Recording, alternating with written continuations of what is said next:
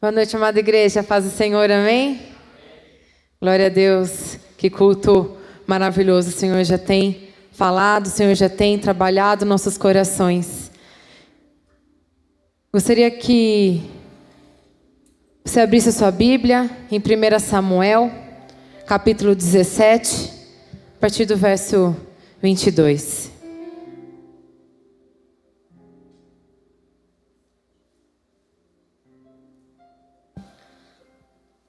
O Senhor, de uma forma muito maravilhosa, já vem confirmando essa palavra em alguns cultos. Então acredite, querido, que é uma palavra vinda dos céus, amém? 1 Samuel 17. Eu vou ler alguns versículos, mas vou começar aqui a partir do verso 22. E diz assim: Davi, deixando o que trouxera aos cuidados do guarda da bagagem, correu à batalha e, chegando, perguntou aos seus irmãos se estavam bem. Estando Davi ainda a falar com eles, eis que vinha subindo do exército dos filisteus o duelista, cujo nome era Golias, o filisteu de Gate, e falou as mesmas coisas que falara antes, e Davi o ouviu. 25. E diziam uns aos outros: Vistes aquele homem que subiu? Pois subiu para afrontar a Israel. A quem o matar, o rei acumulará grandes riquezas, e lhe dará por mulher a filha, e a casa de seu pai isentará de impostos em Israel. Falou Davi aos homens que estavam consigo, dizendo: Que farão aquele homem que ferir este filisteu, e tirar a afronta de sobre Israel? Quem é, pois, este incircunciso filisteu, para afrontar o exército do Deus vivo? 28. Ouvindo-o Eliabe, seu irmão mais velho, falar aqueles homens, acendeu-se-lhe a ira contra Davi e disse: Por que desceste aqui? A quem deixaste aquelas poucas ovelhas no deserto? Bem conheço a tua presunção e a tua maldade. Desceste apenas para ver a peleja. 32. Disse Davi a Saul: Não desfaleça o coração de ninguém por causa dele. Teu servo irá e pelejará contra os filisteus. 40. Tomou o cajado nas mãos e escolheu para si 5 pedras lisas no ribeiro, e as pôs no alforje do pastor, que trazia a saber no surrão. E lançando mão da sua funda, foi-lhe chegando os filisteus. E olhando o filisteu, e vendo Davi, o desprezou, porque era moço, ruivo e de boa aparência. 45. Davi, porém, disse aos filisteus: Tu vens contra mim com espada e com lança e com escudo. Eu, porém, vou contra ti em nome do Senhor dos exércitos, o Deus de Israel, o Deus do exército de Israel, a quem tens afrontado.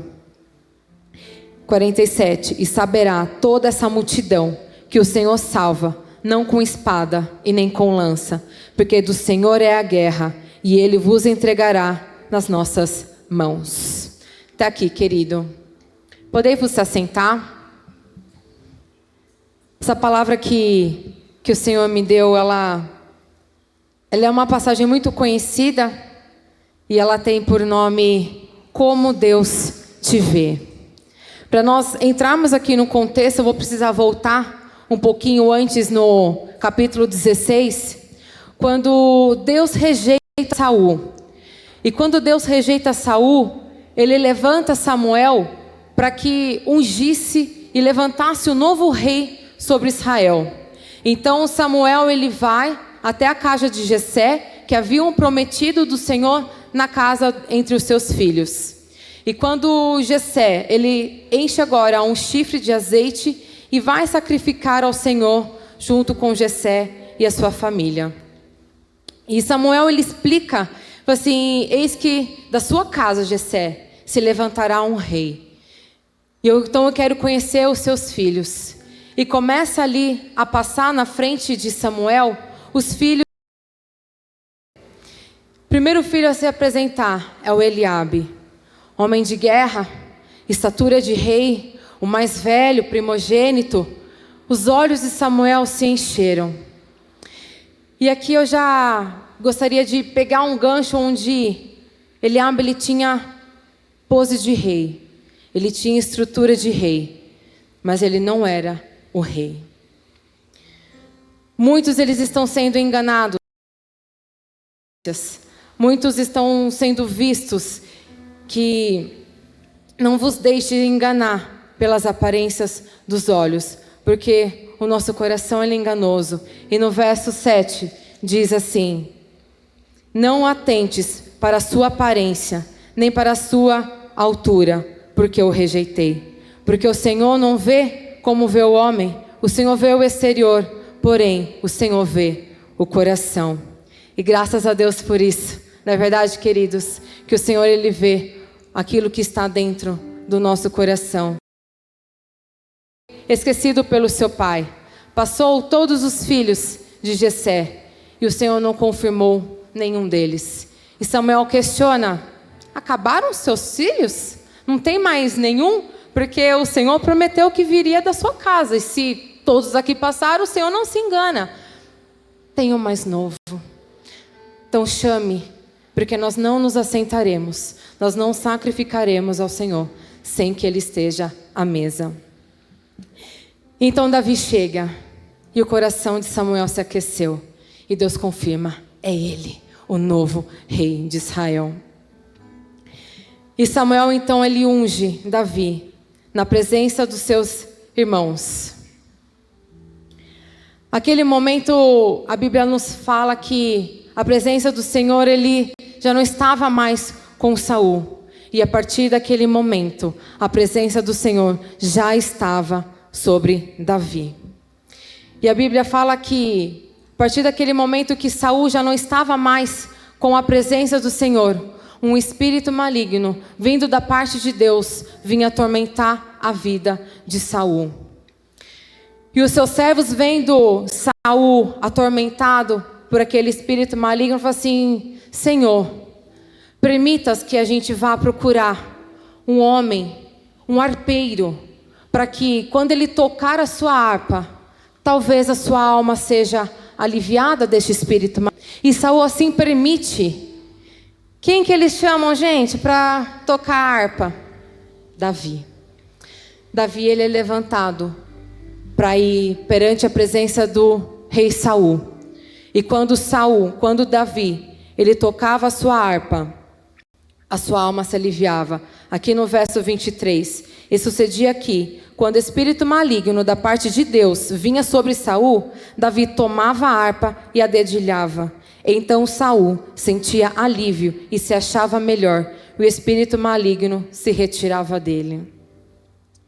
Curioso que Deus ele retira o seu espírito de Davi, de Saul, coloca sobre Davi.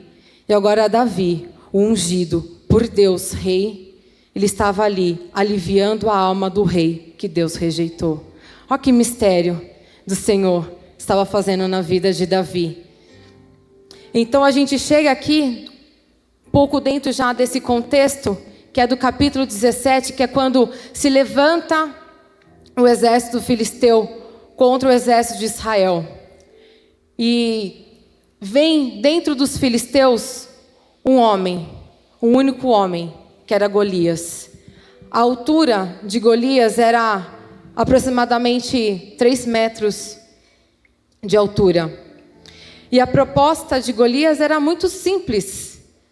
Vamos batalhar 1 a 1. Para que ter derramamento de sangue? Para que ter guerra desnecessária? Venha um do exército de Israel. Venha um apenas para lutar comigo. E quem vencer vai ser senhor do outro exército. E a Bíblia fala que não teve ninguém do exército de Israel que ele conseguiu enfrentar o exército de Saul, dos filisteus. Ninguém do exército de Saul tinha coragem de ir contra o exército dos filisteus. E Saul ele fica apavorado, porque ninguém conseguia, nem o próprio Saul. Ele queria enfrentar o exército dos filisteus. E o que eu acho interessante aqui nessa passagem é que enquanto Davi, ele é muito obediente à voz do seu pai, ele é muito obediente aos seus irmãos. E quando Jessé, ele ouve os boatos dessa guerra, começa a chegar, assim, ninguém do exército dos filhos de Israel está conseguindo encarar o exército dos Golias.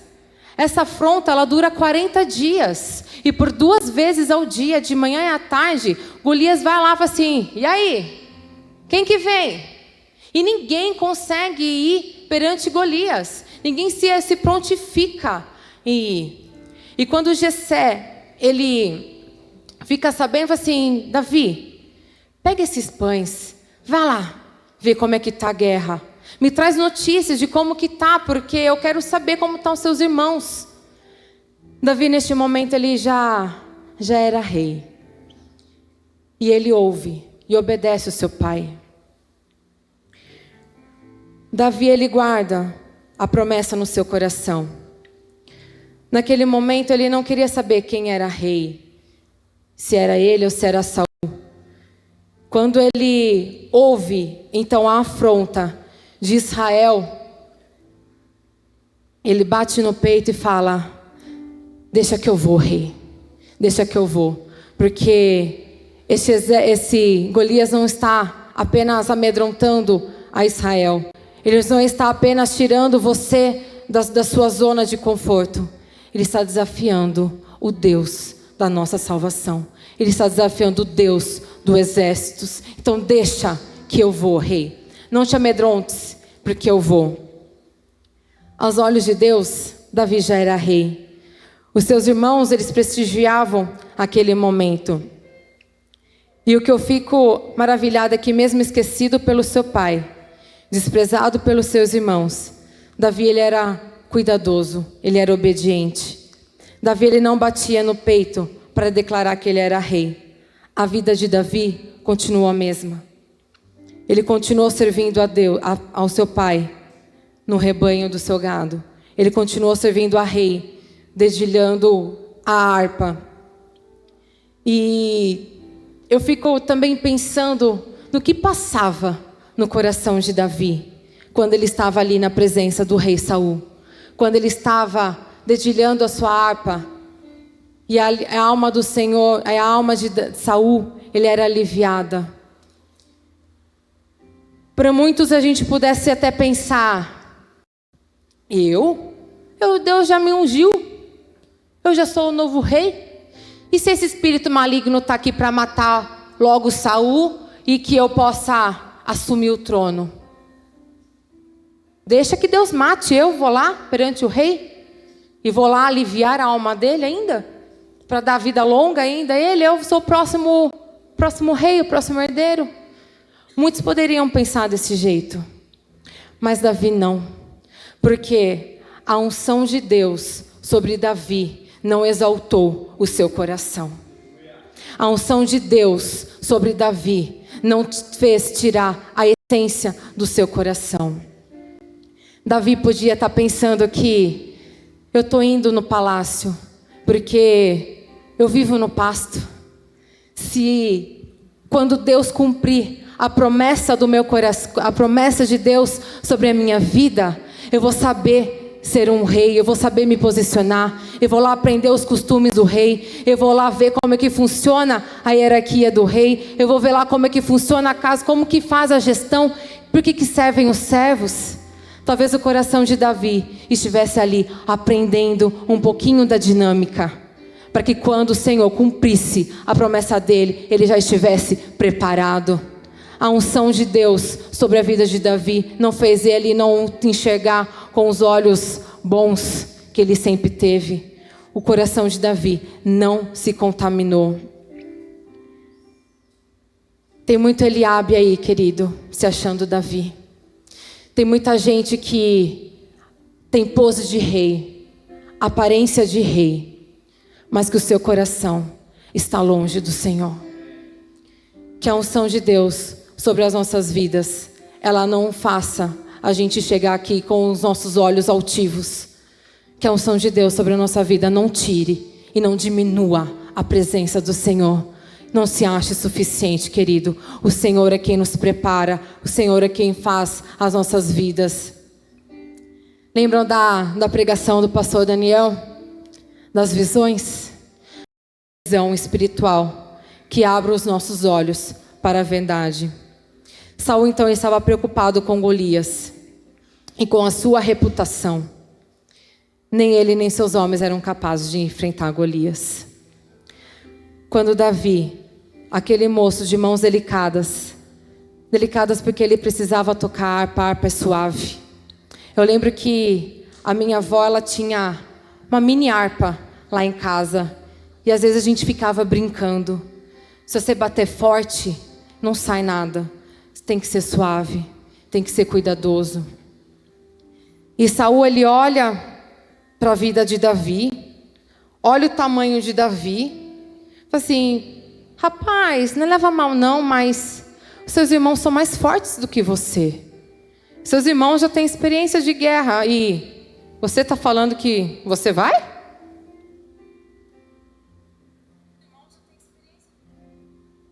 Mal sabia Saul que a unção de Deus já estava sobre Davi. O inimigo tem te afrontado, querido? O que ele tem gritado que tem feito você fugir da guerra? O que tem feito você se amedrontar e você olhar as afrontas de Golias? E você olhar o desprezo de Eliabe? Ou você vê Saul te menosprezar? O que tem feito você parar? O que tem feito você recuar? Tem pessoas duvidando daquilo que Deus te deu? Você, pregador, missionário, obreiro na igreja, te conheço, rapaz, conheço a sua história. A mensagem de domingo, ela veio também como uma confirmação que Deus está querendo trabalhar nos nossos corações. Deus está querendo trabalhar nos corações duvidosos. Será que Deus não errou o endereço? Será que Deus não se equivocou e era realmente Eliabe para ser rei? Ele tem tudo para ser rei. Eu sou o menor da minha casa.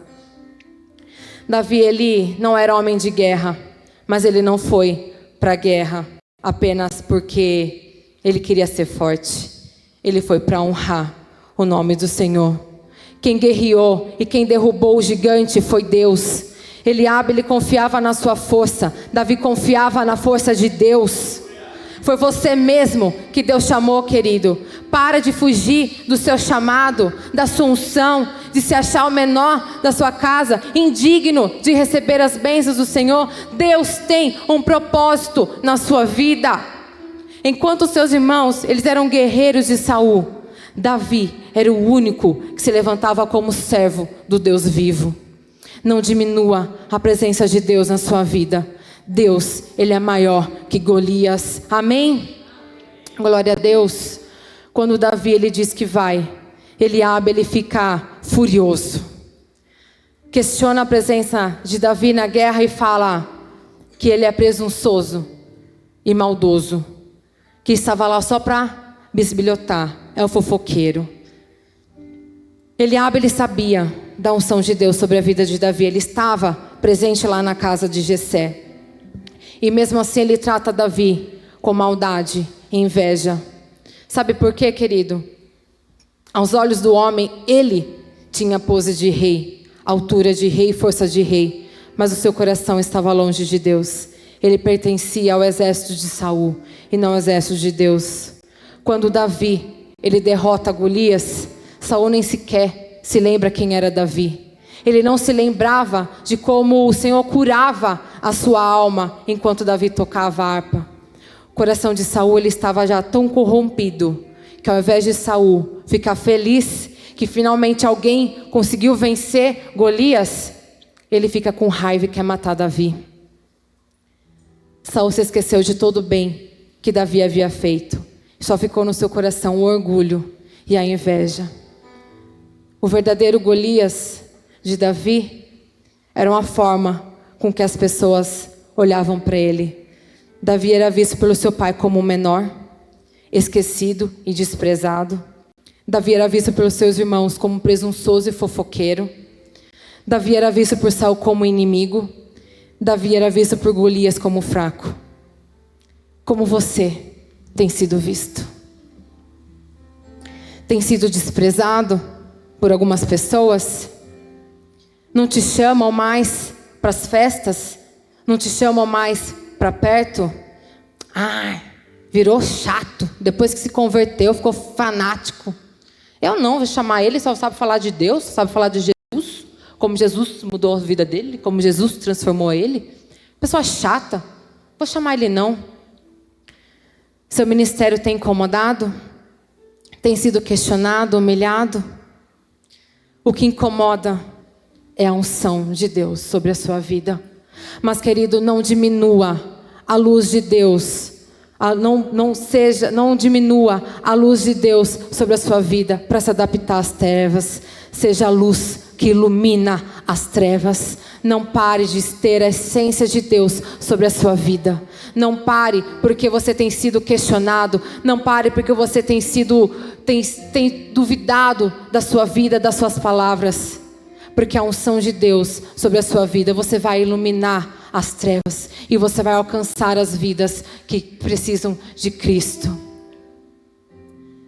Conheço uma amiga minha que a gente cresceu praticamente junta na igreja. Ela estava enfrentando vários problemas na sua família. Eles eram cristãos, serviam a Deus, mas só na casa dela tinha problemas, né? Na nossa casa nada acontece. A gente é tudo uns anjinhos. Mas ela estava passando um problema muito difícil. Muitas brigas, muitas discussões. E essa minha amiga, ela começou a se relacionar com um rapaz da igreja. E muito rápido ela, assim, resolve se casar. A proposta desse relacionamento não estava no relacionamento. Estava em fugir da situação que ela se encontrava na casa dela. Ela não aguentava mais as brigas, não aguentava mais as discussões. Então ela achou que se casando, fugindo daquele problema, ela ficaria melhor. Ela ficaria ter uma vida um pouco mais tranquila, encontraria a paz. Que engano. Infelizmente esse relacionamento ele foi mais rápido que o namoro. E agora ela volta para casa, ferida, magoada, com todos os problemas e ainda com um rótulo de divorciada. Fugir do problema, querido, não resolve. Fugir do problema não mata Golias. Fugir do problema não enfrenta Saul. Fugir do problema não foge de Eliabe. A gente tem que encarar os nossos problemas. A gente tem que encarar as dificuldades de frente. Porque a gente sabe que quem é maior é Deus. Que quem é maior nas nossas vidas é o Senhor. E essa guerra é o Senhor quem está conosco. Neste mesmo período, eu já estava também namorando o Luiz Fernando. E como todo adolescente, né, tem as suas questões. E vendo também a minha amiga fugindo, falei assim, será que esse negócio vai dar certo? Até então ela não tinha se separado. Falei assim, acho que eu vou fugir dos meus problemas também. Acho que eu vou casar, porque casando eu também fujo dessas questões de faculdade, destino, o que a gente vai fazer daqui para frente, o que não vai. Muito questionado, líder de dança, ministério. Falei assim, então eu vou casar também. Ela casou, tá dando certo, eu vou nesse lá também. Luiz Fernando, com muita sabedoria, ele fala assim para mim, tá maluca? Como que a gente vai casar se a gente não tem nem como se sustentar? Como que você ganha um salário, eu ganho um salário, a gente não tem uma casa, nem sequer tem carro. O que a gente vai fazer da nossa vida? Você acha que a gente vai casar, vai ser a solução dos problemas? Você acha que fugindo vai ser melhor? Sim, não tem condição, filha. Encara esses problemas aí. Eu vou com você, a gente vai junto, dá a mão aqui, a gente encara e vai para frente. Mas fugir dos problemas, não. Fugir dos problemas não é uma solução. A gente é muito questionado na nossa vida sobre tudo. Que faculdade você vai fazer? Quando você vai casar? Casou quando vem os filhos? Quando vem os filhos, quando vai vir os irmãos? Quando vem os irmãos, mas você já tem 2 filhos, você vai parar de trabalhar? Você vai trabalhar? Você escolhe parar de trabalhar para cuidar da sua casa? Assim, você vai se arrepender, você está abrindo mão da sua vida, está abrindo mão do seu futuro, está abrindo mão de tudo aquilo que você conquistou. Se você continua trabalhando, assim, mas você vai deixar os seus filhos na creche? Então por que você teve filho? Não dá vontade de sumir, querido? Quando a gente começa a receber conflitos, receber questionamentos, receber tudo, e não vem uma palavra para te ajudar, não vem ninguém aqui para te confortar, a gente é só questionado, questionado, questionado. É Golias gritando sem parar nas nossas vidas. Quando você vence um, vem Eliabe e te tirar do sério. Felizmente, queridos, eu tive uma base um pouco mais forte que a da minha amiga. Porque a força não estava em mim. Eu estava cercada de pessoas de Deus que naquele momento me ajudaram a olhar Golias e a querer ir para cima dele. Davi não era mais forte fisicamente. O que nos faz perder a guerra é nós queremos ir com a nossa própria força. O pastor pregou esses dias também sobre estar cercado de pessoas que te aproximam de Deus.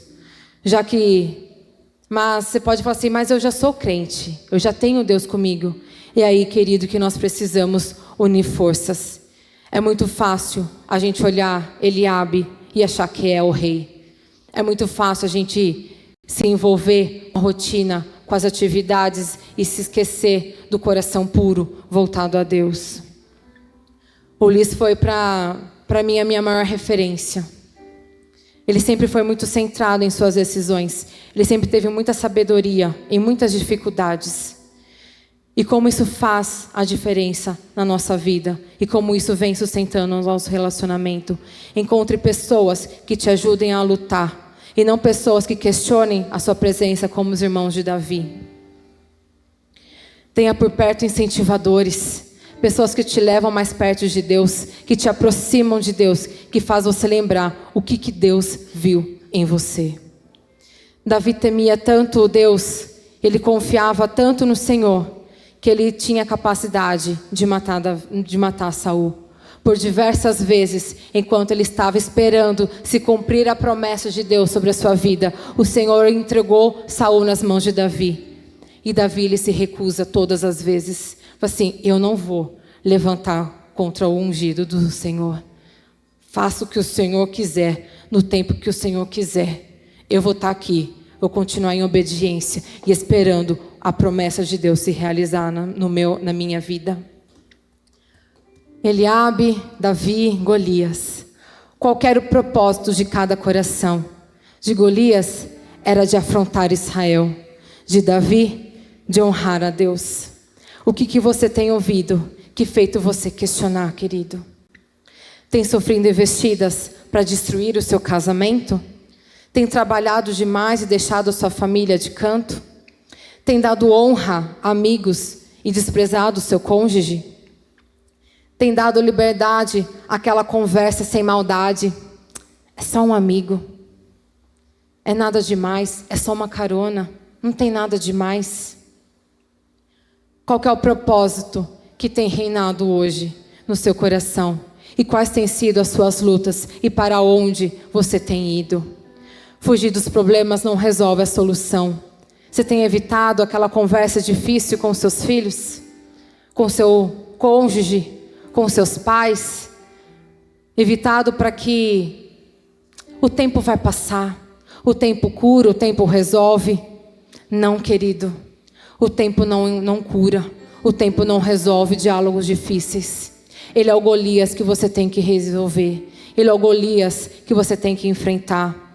Deixar aquela pequena gota se acumular, ela vai virar uma grande tempestade no seu coração. Não deixe passar. Não deixe que o tempo se resolva. Porque aquilo que era pequenininho, ele pode se tornar uma grande proporção no seu coração. Algo que você já foi dominado por aquele sentimento ruim. Que em nome de Jesus Cristo, a gente possa vencer essa barreira e encarar Golias de frente. Para finalizar, querido, o que Deus tem visto, o que Deus viu em Davi. Davi era visto pelo Senhor como escolhido, homem valente, temente a Deus, e foi segundo o seu coração. Davi foi um dos melhores reis que Israel teve, e o seu nome ele é respeitado até os dias de hoje. Mesmo com a unção sobre a sua vida, ele não se engrandeceu. E você, como quer ser lembrado? A preocupação de Davi não estava na riqueza, não estava na esposa que Saul havia prometido, não estava nos benefícios daquela guerra. A preocupação de Davi, ele estava em honrar o nome do Senhor. A Bíblia é tão perfeita que ela não escondeu os erros de Davi. O que nos torna especiais para Deus é a quem nós recorremos quando as coisas dão errado. É reconhecer que nós falhamos e dar um basta no pecado. E não simplesmente, já pequei mesmo, então deixa, vou viver essa vida. Deus ele não te escolheu para viver fugindo de Golias. E nem para ouvir as humilhações de Eliabe. Deus te escolheu porque em você há um coração voltado a Ele. Quando Deus te vê, Ele já não vê mais a Bianca, Ele já não vê mais o Djalma, Ele não já vê mais a Michele, Ele não vê mais a Júlia, Ele não vê mais, Ele vê Cristo, Jesus. Se eu tivesse fugido de Golias quando eu tinha 18 anos, será que hoje eu estaria aqui com a minha família no altar?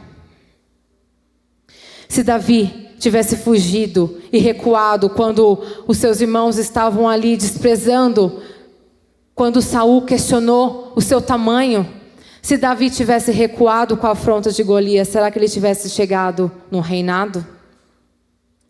Não dê ouvidos, querido, em nome de Jesus, às afrontas de Golias. Ele só quer te destruir e ele só quer te humilhar. Se preocupe da forma com que Deus te vê. Como você tem se apresentado e como você tem honrado o nome do Senhor.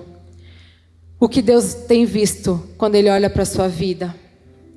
Lá em 1 Pedro 2:9, ele diz que vós sois raça eleita, sacerdócio real, nação santa, povo de propriedade exclusiva de Deus, a fim de proclamardes as virtudes daquele que vos chamou das trevas para a sua maravilhosa luz. O Senhor, Ele nos reconciliou com Deus. Ele fez um caminho novo para nós. E as nossas atitudes, Ele tem honrado a Deus ou tem deixado Golias te amedrontar? Se coloque em pé, querido, em nome de Jesus. Que em nome de Jesus a gente possa refletir sobre aquilo que tem nos afrontado. Aquilo que tem vindo contra as nossas vidas. Às vezes da nossa própria casa. As afrontas de Davi vinha da sua própria casa. Vinha do seu pai, que desprezava, achava ele o menor de todos, sem importância talvez. Vinha do seu irmão, que deveria ser a sua referência, deveria ser o seu espelho, seu exemplo de vida. A afronta de Davi vinha da ingratidão de Saul, que nem sequer reconheceu quem era Davi. Davi praticamente cresceu ao lado de Saul. Eu não sei aquilo que você tem ouvido, eu não sei aquilo que você tem enfrentado, eu não sei aquilo que tem chegado ao seu coração, mas hoje o Senhor quer que vencer essa batalha com você. O Senhor quer que você entregue estes conflitos ao Senhor. Ele quer que você dê essa batalha para que Ele vá à frente. Para que você vença Golias, para que você não fuja de Golias, para que você não dê ouvidos a Eliabe, mas que você preste atenção naquele que Ele deu na sua vida. O Senhor já derramou assunção sobre você. Não diminua a presença do Senhor na tua vida, não diminua aquilo que o Senhor te chamou, não diminua aquilo que o Senhor te fez, porque o Senhor, Ele está aqui, e o Senhor, Ele está trabalhando no seu coração. Oh, querido Deus e amado Pai, nós te entregamos, ó Pai querido, cada vida, Senhor Deus, cada coração, cada afronta, Pai querido, que os teus filhos têm ouvido, tudo aquilo que tem chegado aos seus corações, ó Pai querido, e tem entristecido os teus filhos, que tem feito às vezes alguns recuarem, ó Pai. Como é que nós vamos enfrentar essa batalha? Se essa batalha está vindo na minha casa, como é que eu vou enfrentar essa batalha? Se essa batalha às vezes vem da própria igreja, como é que eu vou enfrentar essa luta, Senhor Deus, se está no meu trabalho, se está com as pessoas que eu convivo? Que em nome de Jesus Cristo, Senhor, nós possamos te entregar tudo, Pai, nessa noite. Que nós possamos te entregar os nossos conflitos. Que nós possamos te entregar as nossas dúvidas. Que nós possamos te entregar as nossas dores. Porque o Senhor está aqui restaurando os nossos corações, nos fazendo lembrar da unção do Senhor sobre as nossas vidas. De como o Senhor nos vê, de como o Senhor nos escolheu, de como o Senhor nos chamou, ó Pai, para esta obra.